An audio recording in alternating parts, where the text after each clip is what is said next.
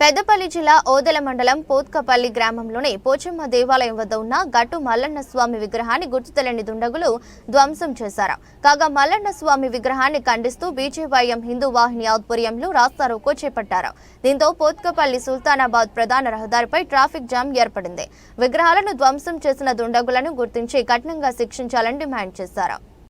ఏదైతే ఈరోజు ఓదెల మండలం పోత్కపల్లి గ్రామంలో నిన్న రాత్రి అర్ధరాత్రి గుర్తు తెలియని దుండగులు మా గ్రామ పోచమ్మ తల్లి దేవాలయం ఎదుర్కొన్నటువంటి విగ్రహాన్ని పోతలింగన్న విగ్రహాన్ని ధ్వంసం చేయడం జరిగింది. ఈ ధ్వంసాన్ని ఉద్దేశిస్తూ మా హిందూ సంఘాల ఆధ్వర్యంలో రాస్తారోకో నిర్వహించడం జరిగింది. ఈ కార్యక్రమం ఏమిటంటే గతంలో ఇదివరకు 2 దేవాలయాలు కూడా దాడి చేయడం జరిగింది. ఈ దాడిలను మేము సవినయంగా ఖండిస్తూ ఉన్నాం. ఇలాంటి దాడులు మరోసారి ఎక్కడైనా చెలరేగితే మేము కఠినంగా వారిపై మేము కూడా శిక్షలు తీసుకుంటాం. అలాగే ఇక్కడికి మా స్థానిక పోత్కపల్లి ఎస్ఐ గారు వచ్చి ఇక్కడికి సద్మరిగిచ్చి హామీ ఇచ్చి ఇక్కడ ఇప్పుడు సీసీ కెమెరాలు కూడా ఏర్పాటు జరిగింది.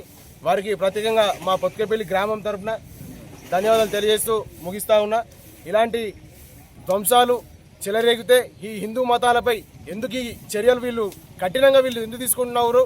ఈ యొక్క ఓదెల మండలంలోనే ఈ యొక్క గుళ్ళపై దాడి, ఈ దాడి 3వ దాడి. ఈ గుళ్ళపై దాడులు చేస్తే దేవుడు మామూలు ఊరుకున్న కొడుకులారా, ఎవడైనా దేవుడితో పెట్టుకోవద్దు, మనుషులతో పెట్టుకుంటే ఏదైనా తట్టుకోగలుగుతారు, కానీ దేవునితో పెట్టుకున్నాడు ఎవడు కూడా ముందుకు కొనసాగలేడు.